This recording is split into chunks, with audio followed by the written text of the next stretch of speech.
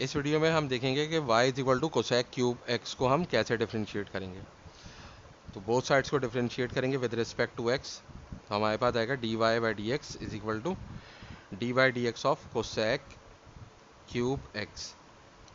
तो हमें पता है कि कोसेक क्यूब x को हम चाहें तो ऐसे लिख सकते हैं, कोसेक x का होल क्यूब। अब इसके ऊपर हम पावर रूल ऑफ डिफरेंशिएशन लगाएंगे। तो पावर रूल ऑफ डिफरेंशिएशन क्या होता है, d by d x of x to the power n is equal to n times x to the power n minus one. यानी कि अगर x की power n है और हम इसका डेरिवेटिव लेंगे तो n जो है वो x का कोफिशिएंट बन जाएगा और n पावर में n माइनस वन हो जाएगा। लेकिन यहाँ पे हम देख सकते हैं कि यहाँ पे हमारे पास x है जबकि यहाँ पे कोसेक x है। तो अगर x की जगह पे कोई और फंक्शन लिखा हुआ है तो हम क्या करेंगे, इसको u सपोज कर लेंगे। Let u is equal to cosec x।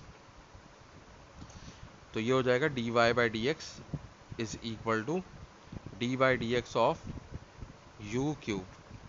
अब देखें अभी भी ये दोनों वेरिएबल सेम नहीं है, यहाँ पे u है और यहाँ पे x है, जबकि फॉर्मूले में दोनों x है।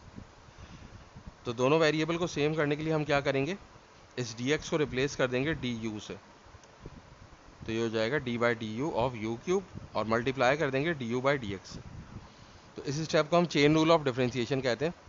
तो अगर देखें हम डी यू और डी यू को कैंसिल कर दें तो डी एक्स वापस अपनी जगह पे आ जाएगा और हमें ऊपर वाली चीज़ वापस मिल जाएगी। अब देखें दोनों वेरिएबल सेम है तो हम पावर रूल ऑफ डिफरेंशिएशन लगा सकते हैं।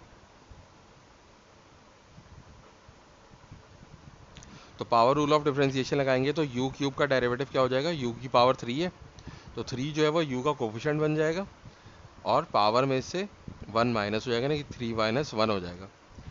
फिर D by d x of you. अब यू की जगह हम क्या लिख देंगे, कोसेक एक्स लिख देंगे।